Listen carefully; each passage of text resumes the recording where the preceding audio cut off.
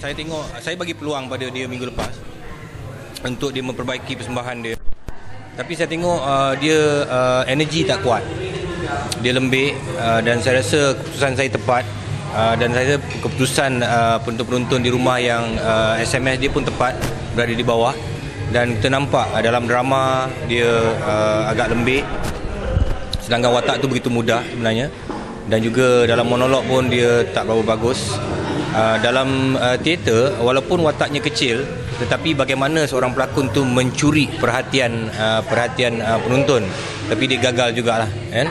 Dan sebenarnya macam saya katakan tadi, sebenarnya macam Ibu Poziah pun cakap, sebenarnya ada lagi pelakon ataupun artis pilih kasih yang berada di atas, tapi saya tak ada kuasa untuk membuang mereka, kerana saya hanya ada kuasa untuk memilih 3 yang terbawah saja. Jadi dalam 3-3 tu saya membuat keputusan untuk buang dia.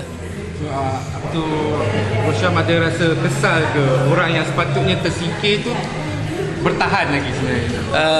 Saya nak buat macam mana kan, sebab apa, nak kesal pun tak boleh, sebab itu bergantung pada SMS. Dan kalau ikutkan hari ni memang kalau ikut SMS pun dia juga yang terbuang, kan. Tapi yang atas tu,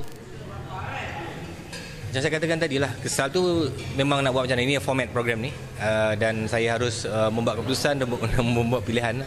Apa tu persembahan mereka, barisan artis pilih kasih pada minggu ni macam mana? Minggu ni sebenarnya teater tu saya agak kecewa juga dengan persembahan yang menjerit-jerit. Saya nampak semua hati-hati pilih kasih overdoing dan menjerit-jerit, dan saya akan nasihatkan dia orang, dan saya akan bercakap dengan Irma Fatimah supaya kontrol sikit lah, kan. Dan sebenarnya pada minggu lepas dah bagus lah, tapi minggu ni tak tahu kenapa semua menjerit-jerit. Saya heran juga. Excited kot. Okay lah.